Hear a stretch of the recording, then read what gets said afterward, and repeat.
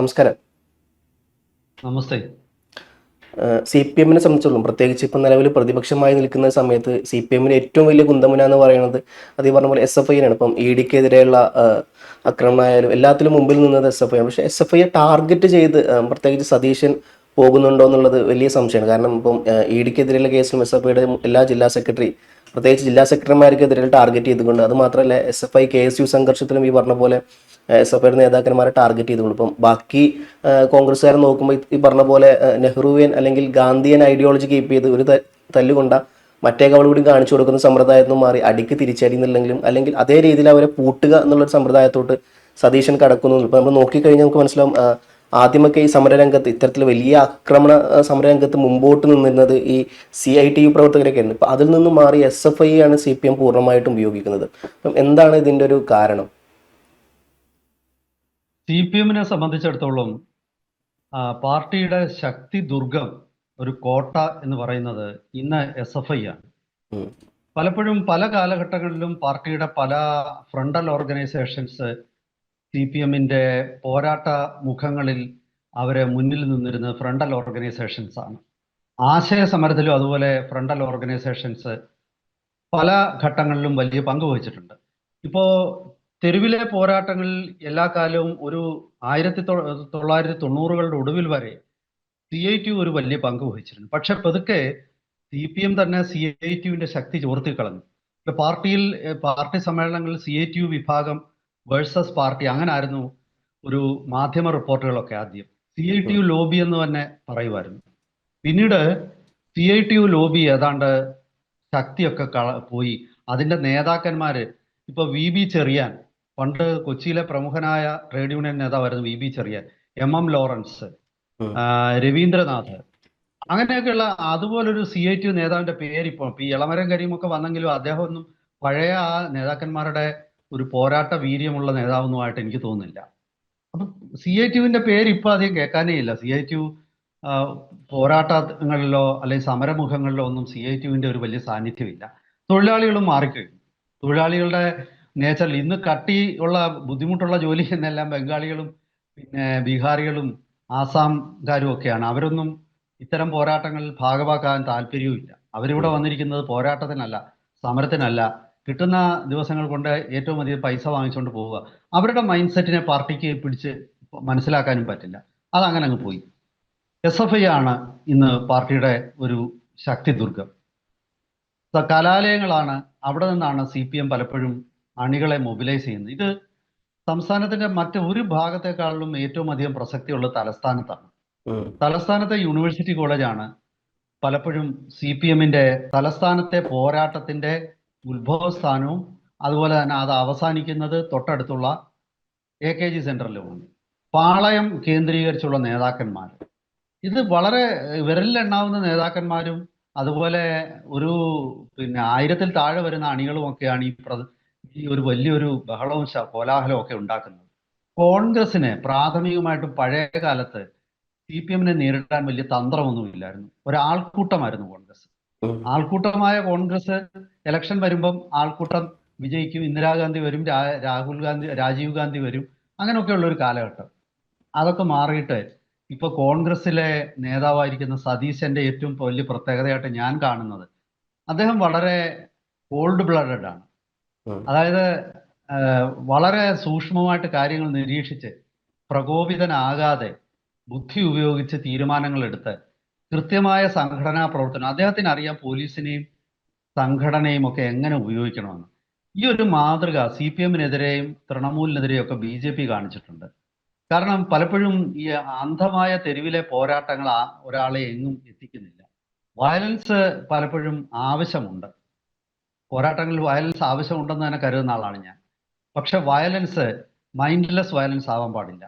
കൃത്യമായ വയലൻസ്, ലക്ഷ്യത്തിന്, ആ ലക്ഷ്യം, നിങ്ങൾ ഒരു വയലന്റ് ആക്ടിവിറ്റിയിൽ ഇടപെടുന്നുണ്ടെങ്കിൽ അതിൽ നിന്നും നിങ്ങൾക്ക് പ്രയോജനം ഉണ്ടാകണം.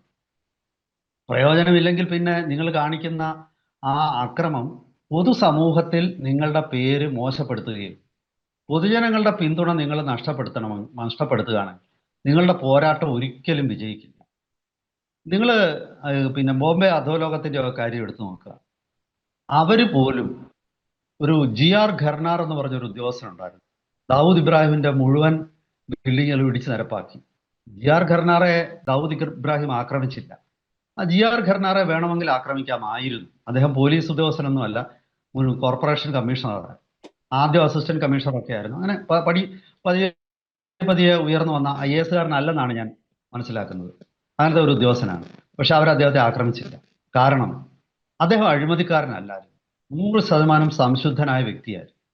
അദ്ദേഹത്തിനെ ആക്രമിച്ചാൽ അത് സമൂഹത്തിൽ വലിയ ചീത്തപ്പേരുണ്ടാക്കും, തിരിച്ചടി ഉണ്ടാക്കും. പിന്നെ ഇപ്പൊ ഒരുപക്ഷെ ദാവൂദ് ഇബ്രാഹിമിന്റെ ഡി കമ്പനിയുടെ ഒരു യുക്തി, ഇദ്ദേഹം ദാവൂദ് ഇബ്രാഹിമിന്റെ ബിൽഡിങ്ങുകൾ ഇടിച്ചു നിരപ്പാക്കുന്നത് പോലെ അദ്ദേഹത്തിന്റെ എതിരാളികളുടെയും ബിൽഡിംഗ് ഇടിച്ചു നിരപ്പാക്കുന്നു. ഒരാളുടെ മാത്രമല്ല, എല്ലാവരുടെയും കയ്യേറ്റങ്ങളെ അദ്ദേഹം ഒരേ രീതിയിൽ അദ്ദേഹം കൈകാര്യം ചെയ്യുന്നു. അപ്പോ ചില അംശങ്ങളിൽ ദാവൂദിനാണ് ഖർനാറിന്റെ പ്രവൃത്തി കൊണ്ട് പരിക്ക് പറ്റുന്നതെങ്കിൽ, മറ്റു ചില കാര്യങ്ങളിൽ ദാവൂദിന്റെ എതിരാളികളെ ദാവൂദിന് പോലും ചെയ്യാൻ കഴിയാത്ത കാര്യങ്ങൾ അദ്ദേഹം ചെയ്യുന്നുണ്ടാവാം. അപ്പം ഞാൻ പറഞ്ഞത്, എത്ര ഈ ഒരു നമ്മളുടെ ബുദ്ധിയിലെന്ന് അല്ലെങ്കിൽ റൗഡികളെന്ന് കരുതുന്ന അധോലോക സംഘങ്ങൾ പോലും അവരുടെ ഓരോ അക്രമ പ്രവർത്തനവും കൃത്യമായ വിലയിരുത്തലോടുകൂടി അതിൻ്റെ എന്തായിരിക്കും, അതിൻ്റെ അന്തിമ ഒരു വിധി അന്തിമ റിസൾട്ട്, ഫലം എന്തായിരിക്കും എന്നുള്ളതുകൂടെ കണക്കിലെടുത്താണ് അക്രമം നടത്തുന്നത്. CPM ദൗർഭാഗ്യവശാല് ഈ മൈൻഡ്ലെസ് വയലൻസ് ആണ് ഇപ്പോൾ കേരളത്തിൽ നടത്തുന്നത്. എന്താണ് ഇവർ നടത്തുന്ന അക്രമത്തിന്റെ അനന്തരഫലം എന്നുള്ളതിനെ കുറിച്ച് അവർക്ക് യാതൊരു ശരിയായ വിലയിരുത്തലില്ല. അവർ അക്രമത്തിന് വേണ്ടി അക്രമം നടത്തുക. അതാണ് EDക്കെതിരെ നടത്തിയ അക്രമത്തിൽ ഞാൻ കണ്ടത്. ഈ പോരാട്ടം സതീശന് ഒരു കൃത്യമായ അവസരമാണ്. അതായത് ഇതെൻ്റെ ഒരു നിരീക്ഷണമാണ്. നിങ്ങൾ ശ്രദ്ധിച്ചാൽ അറിയാം, ഇതുമായിട്ട് ബന്ധപ്പെട്ട SFIയുടെ നിരവധി നേതാക്കന്മാരെ തിരുവനന്തപുരത്ത് കസ്റ്റഡിയിൽ എടുത്തിട്ടുണ്ട് പോലീസ്. ചിലരുടെ കാര്യത്തിൽ അറസ്റ്റിലാണ്, ചിലര് കസ്റ്റഡിയിലായിരിക്കാം, ചിലര് മുങ്ങി നടക്കുന്നുണ്ട്. അപ്പോ ഇവിടെ സതീശൻ കൃത്യമായിട്ട് നിയമ നടപടിയാണ് എടുക്കുന്നത്. ഇവിടെ SFIക്ക് ഈ പോരാട്ടം നിലനിർത്തണമെങ്കിൽ, ഏതൊരു സമരവും നിലനിർത്തണമെങ്കിൽ 3 ഘടകങ്ങൾ വേണമെന്നാണ് ഞാൻ മനസ്സിലാക്കുന്നത്. ഒന്നാമത്തേത്, കൃത്യമായ ഒരു ആശയം അതിൻ്റെ പിന്നിൽ വേണം. ഈ സമരത്തിനിടയിൽ വരുന്ന അടിച്ചമർത്തലുകളെ പ്രതിരോധിക്കുമ്പോൾ അണികളുടെ മനോവീര്യം തകരാതിരിക്കണമെങ്കിൽ കൃത്യമായ ഒരു ആശയം താൽ അവർ പ്രചോദിതരാകും. ഒരു നല്ല നാളെക്കുറിച്ചുള്ള പ്രതീക്ഷകൾ അവരുടെ ഉള്ളിൽ ഉണ്ടാകണം. അപ്പോഴാണ് എത്ര വലിയ അടിച്ചമർത്തലുകളെയും അവർ പ്രതിരോധിക്കാനുള്ള, എത്ര വലിയ നഷ്ടങ്ങളും സഹിക്കാനുള്ള മാനസികാവസ്ഥ വരുന്നത്. ഇവിടെ അത്തരം ഒരു ആശയം അവരെ പ്രചോദിപ്പിക്കാനില്ല. അതിലേക്ക് വരുന്നതിന് മുമ്പ് മറ്റ് 2 ഘടകങ്ങളൂടെ ഞാൻ പറയാം. രണ്ടാമത്തേത്, കൃത്യമായ ഒരു സംഘടനാ ശേഷി. ഒരു സംഘടനയ്ക്ക് ഒരു കമാൻഡ് സ്ട്രക്ചർ വേണം, മുകളിൽ നിന്ന് താഴെ വരെ. അത് പറഞ്ഞാൽ അനുസരിക്കുന്നവരായിരിക്കണം. മുന്നോട്ട് കാല് വെക്കാൻ പറയുമ്പോൾ മുന്നോട്ട് കാല് വെക്കുകയും തന്ത്രപരമായ പിന്നോട്ട് പോകലുകൾ ഉറപ്പാക്കുകയും ഒക്കെ ചെയ്യും. അതിനുമുള്ള ശേഷി, സംഘടനാ ശക്തിയും ഇപ്പൊ നഷ്ടപ്പെട്ടു. മൂന്നാമത്തേത്, ഏത് സമരത്തിനും ഫണ്ടിങ് ആവശ്യം. ഈ ഫണ്ടിങ് ഇവിടെ CPMന് ഇന്ന് ഭരണം നഷ്ടപ്പെട്ട CPMന് ഫണ്ടിങ്ങിന്റെ കാര്യത്തിലും ബുദ്ധിമുട്ടുകളുണ്ട്. അതായത് CPMന്റെ കേരള ഘടകത്തിന് മാത്രമേ എന്തെങ്കിലും ഫണ്ട് ഉണ്ടാക്കാൻ പറ്റൂ. അതാണെങ്കിൽ ഭരണവും പോയിരിക്കുകയാണ്. അപ്പൊ ഈ 3 അർത്ഥത്തിലും, സംഘടനാപരമായിട്ടും ആശയപരമായിട്ടും മറ്റേ ഭൗതിക ശേഷിയുടെ അടിസ്ഥാനത്തിലും സംഘടന ദുർബലം. ഈ സമയത്താണ് അടിക്കേണ്ടത്. ഒരു ശത്രുവിനെ ഇല്ലാതാക്കണമെങ്കിൽ നിങ്ങൾ വന്യമൃഗങ്ങൾ ആക്രമിക്കുന്നത് നോക്കുക. ചെന്നായ്ക്കൾ അതിനേക്കാൾ വലിയ വലിയ മൃഗങ്ങളെ പുറകെ നടന്നിട്ട് അതിങ്ങനെ ഒരാഴ്ചയൊക്കെ നടക്കും. ഒരാഴ്ച കൊണ്ടൊക്കെ ആയിരിക്കും ഒരു കരടിയെ അത് വീഴ്ത്തുന്നത്. പക്ഷെ ഒരാഴ്ച, ഞാൻ ഈ പറഞ്ഞ പോലെ കൃത്യമായിട്ട് കരടിയുടെ ശക്തി ചോർത്തിക്കളയും. ശക്തി ചോർത്തിക്കളഞ്ഞ കരടിക്ക് തിരിച്ചുള്ള പോരാട്ടത്തിന് ഒരു സാധ്യതയുമില്ല. ആ ശക്തി ചോർത്തിക്കളഞ്ഞ നമ്മൾ പോരാട്ടങ്ങളൊക്കെ നമ്മുടെ ചുറ്റും പ്രകൃതിയിലേക്ക് നോക്കിയാൽ മതി. നായക്കൂട്ടങ്ങൾ പോലും പോരാട്ടത്തിന് അതിൻ്റെതായ അതിൻ്റെതായ ഓർഗനൈസിങ്ങും കൃത്യമായ ലക്ഷ്യബോധവും ഒക്കെ ഉണ്ട്. അവർക്ക് എപ്പോൾ പോരാടണമെന്നറിയാം, എപ്പോൾ പിന്തിരിയണമെന്നും അറിയാം. അതും പോരാട്ടങ്ങളുടെ ഒരു അടിസ്ഥാനപരമായ ആവശ്യമാണ്. നിങ്ങൾ ഏതൊരു സമരം തുടങ്ങുമ്പോഴും എങ്ങനെ ആ സമരം നിർത്തും എന്നുള്ളതിനെ കുറിച്ച് നിങ്ങൾക്ക് ഒരു ബോധം വേണം. അതിനെക്കുറിച്ചൊരു രൂപരേഖ വേണം. അതായത് നമ്മുടെ സമര സഖാക്കൾക്ക് ബുദ്ധിമുട്ടില്ലാതെ എങ്ങനെ ഈ സമരം നിർത്താം, ഈ സമരത്തിൽ വിജയിച്ചില്ലെങ്കിലും വിജയിച്ചതായിട്ട് പ്രൊപ്പഗണ്ടയിലൂടെ എങ്ങനെ സ്ഥാപിച്ചെടുക്കാം, ഇതിനൊക്കെയുള്ള ഒരുപാട് ഘടകങ്ങൾ. ഇത്തരം ഘടകങ്ങളൊക്കെ CPM-ന് ഇപ്പോൾ നഷ്ടപ്പെട്ടു പോയിരിക്കുകയാണ്. സി പി എമ്മിന് എസ് എഫ് ഐക്കാർക്ക് എന്ത് ആശയത്താലാണ് ഈ സമരത്തിന് പോകുന്ന സഹാക്കൾ പ്രചോദിതരാകുന്നത്? അഴിമതി കാട്ടിയ വീണയെ സംരക്ഷിക്കുന്നുണ്ടത് ഈ കേരളത്തിലെ പാവപ്പെട്ട എസ് എഫ് ഐക്കാരുടെ പിന്നെ ധാർമ്മികമായ ഒരു ആവശ്യമാണ്. അതൊരു അവരുടെ ഉത്തരവാദിത്വം. അതൊന്നും ആരും അംഗീകരിക്കില്ല. അതൊക്കെ ഈ ക്യാപ്സൂള് വിഴുങ്ങുന്നവർ പോലും കുറെ കഴിയുമ്പോൾ ആ ക്യാപ്സൂള് ഛർദ്ദിക്കാൻ തുടങ്ങുന്നതായിട്ടാണ്. എനിക്കറിയാവുന്ന തിരുവനന്തപുരം മെഡിക്കൽ കോളേജിലെ ഒരു SFIയുടെ നേതാവ് എന്നോട് വ്യക്തിപരമായിട്ട് ഇത് പറഞ്ഞു. കാരണം എന്ത് പറഞ്ഞിട്ട് നമുക്ക് ആൾക്കാരെ മൊബിലൈസ് ചെയ്യാൻ പറ്റും? ഇത് തന്നെയാണ് സതീശനെ പോലൊരാൾ നോക്കിയിരിക്കുന്നത്. ഞാൻ വിചാരിക്കുന്നത് ഈ സമരത്തിലൂടെ കേരള യൂണിവേഴ്സിറ്റിയിലും തിരുവനന്തപുരത്തെ കോളേജുകളിലും KSUവിന് തിരിച്ചു കയറാൻ പറ്റുന്ന ഒരു സാഹചര്യത്തിലേക്ക് സതീശൻ കൊണ്ടെത്തിക്കും.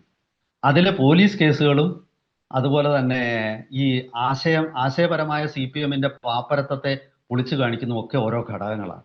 പിന്നെ പഴയ കാലമല്ലിത്. ന്യൂനപക്ഷ വിദ്യാർത്ഥി സംഘടനകൾ ഒരുപാടുണ്ട്. ആ സംഘടനകൾ ഇപ്പോൾ പോപ്പുലർ ഫ്രണ്ടിന്റെ ക്യാമ്പസ് ഫ്രണ്ട് പോലുള്ള സംഘടനകൾ, ജമാഅത്തെ ഇസ്ലാമിയുടെ സോളിഡാരിറ്റി മൂവ്മെന്റ്, ഇതൊക്കെ തന്നെ CPM-നെ സംബന്ധിച്ച് ഒരുപാട് ചോദ്യങ്ങൾ ഉയർത്തുന്ന ഒരു മേഖലയാണ്. ഇവിടെ ചിലപ്പോൾ CPM-ന് കഴിച്ചിട്ട് ഇറക്കാനും വയ്യ, മധുരിച്ചിട്ട് തുപ്പാനും വയ്യ ഇവരുമായിട്ടുള്ള ബന്ധത്തിൽ അങ്ങനെയൊക്കെ സംഭവിക്കും. ഇത് പല ആൾക്കാരും CPM-ന്റെ ഇരട്ടത്താപ്പ് തിരിച്ചറിഞ്ഞിരിക്കുന്ന ഒരു കാലഘട്ടവും. ഇവിടെ ഈ ഒരു പാർട്ടി ഒരു വല്ലാത്ത പ്രതിസന്ധിയെ SFI നേരിടുന്നതായിട്ടാണ് ഞാൻ മനസ്സിലാക്കുന്നത്. KSUവിന് സംഘടനാ ബലം ഇല്ല എന്നത് മാത്രമാണ് SFI എന്ന സംഘടനയ്ക്ക് ഇപ്പോൾ പലയിടത്തുമുള്ള മേൽക്കോയ്മയ്ക്ക് കാരണം. അതിൽ അധ്യാപക സംഘടനകളും അവരെ സഹായിക്കുന്നുണ്ട്. പക്ഷേ ആ ഒരു വിഷയത്തിൽ RS ശശികുമാർ എന്നൊരു വ്യക്തി കേരള യൂണിവേഴ്സിറ്റി സംരക്ഷണ സമിതി ഉണ്ടാക്കിയിട്ട് അദ്ദേഹം ഗവർണറെ കൊണ്ട് കൃത്യമായി നടപടി എടുപ്പിച്ചു. കോൺഗ്രസ്സുകാരനാണ് പുള്ളി. പക്ഷേ പുള്ളിയുടെ ഈ സംഘടന, അദ്ദേഹം യൂണിവേഴ്സിറ്റിയിലെ എനിക്ക് തോന്നുന്നൊരു ഡെപ്യൂട്ടി രജിസ്ട്രാറോ എന്തോ ആയിട്ട് റിട്ടയർ ചെയ്ത ആളാണ്. ഇദ്ദേഹത്തിന്റെ പോരാട്ടമാണ് യഥാർത്ഥത്തിൽ കേരള യൂണിവേഴ്സിറ്റിയിലെ CPM-നെ പലപ്പോഴും ബുദ്ധിമുട്ടുണ്ടാക്കുന്നത്. കാരണം അവിടെ നടക്കുന്ന ഓരോ വിഷയങ്ങളും അതീവ ശ്രദ്ധയോടെ കൃത്യമായ അതിനൊരു പ്രതിക്രിയകൾ, ഒരു തന്ത്രം എടുത്താൽ അതിന് മറുതന്ത്രം കൃത്യമായിട്ട് മനസ്സിലുള്ള ആളാണ്. അപ്പൊ ഇങ്ങനെ SFIയുടെയും ഇതുപോലെ CPM അധ്യാപക സംഘടനകളുടെയും അവരുടെ ഒരു തരം നീരാളിപ്പെടുത്താം, അവരുടെ അഴിമതികളാണ് ഇതിലേക്ക് അതുകൊണ്ട് എത്തിച്ചത്. അതോടെ പറഞ്ഞിട്ട് ഞാൻ അവസാനിപ്പിക്കാം. ഇപ്പൊ നിങ്ങൾ പലപ്പോഴും കാണുന്നുണ്ട് ഈ CPM-ന്റെ വലിയ നേതാക്കന്മാര് അവർ BA MAയും LLBയും ഒക്കെ എടുത്തവരാണ്. ഒരു വാക്ക് ഇംഗ്ലീഷിൽ പറയാനായിട്ട് ബാ എന്ന് കിടന്നോണ്ട് തപ്പുന്നത്. അത് റഹീം തൊട്ട് അങ്ങ് ശ്രീമതി തൊട്ട് ചിന്താ ജെറോം വരെ ഇതേ രീതിയിലാണ്. അപ്പൊ ഇത്തരക്കാര് ഈ പോരാട്ടത്തോടൊപ്പം പഠനം എന്നുള്ളത് നേതാക്കന്മാർ മറന്നു പോവുകയും അല്ലെങ്കിൽ അങ്ങനെയുള്ള ക്വാളിറ്റിയുള്ള ആൾക്കാരല്ലാത്തവർ നേതൃത്വ നിരയിലേക്ക് എത്തിച്ചേരുകയും ചെയ്യുമ്പോഴാണ് ഇത്തരം മൊത്തത്തിൽ സംഘടന തന്നെ ദുർബലമാവുന്നത്. സംഘടനയ്ക്ക് ചിന്താശേഷി നഷ്ടപ്പെടുന്നത് അപ്പോഴാണ്. കാരണം പല കാര്യങ്ങളും അവർക്ക് മനസ്സിലാക്കാൻ ബുദ്ധിമുട്ടുണ്ട്. അവരുടെ തലത്തിൽ നിന്നുകൊണ്ടേ അവർക്ക് കാര്യങ്ങൾ ചിന്തിക്കാൻ പറ്റൂ. എന്തായാലും സതീശൻ വളരെ കൃത്യമായിട്ട് ഓപ്പറേറ്റ് ചെയ്യുന്നതായിട്ടാണ് ഞാൻ ഇതുവരെ കാണുന്നത്. ഇത് പല ആൾക്കാർ ഇത് സതീശൻ ഒരു അവസരമാണ്. കാരണം ഇതിൽ കോൺഗ്രസ് ഒരു കക്ഷിയല്ല. ഇത് BJP EDയും SFIയും CPM-ഉം തമ്മിൽ നടക്കുന്ന സംഘർഷത്തിൽ അതിൽ സതീശൻ അരിയിൽ നിന്നുകൊണ്ട് ഇങ്ങനെ തള്ളി വിട്ടുകൊടുത്താൽ മതി.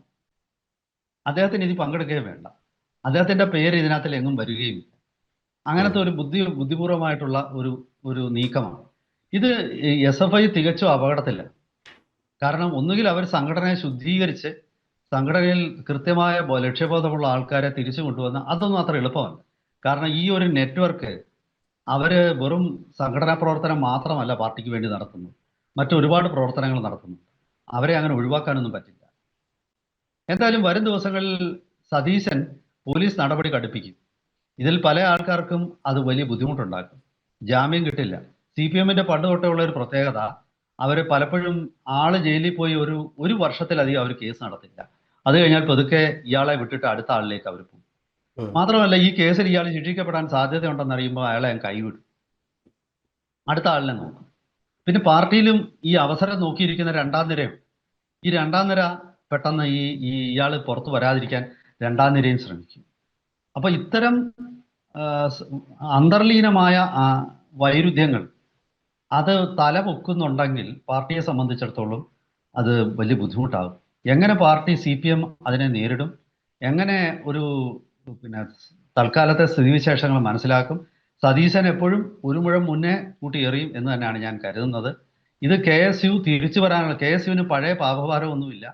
ഇപ്പൊ KSUവിന് ഒരു തരത്തിലുള്ള ആക്ഷേപങ്ങളില്ല. ഊർജ്ജസ്വലരായ ചെറുപ്പക്കാരുണ്ട്. തൽക്കാലം എൻ്റെ നോട്ടത്തിൽ ന്യൂനപക്ഷ വിദ്യാർത്ഥി സംഘടനകൾ തൽക്കാലം KSUവിനൊപ്പം നിൽക്കും. ഭാവിയിൽ അവരെന്ത് ചെയ്യും എന്നുള്ളത് വേറൊരു ചോദ്യമാണ്.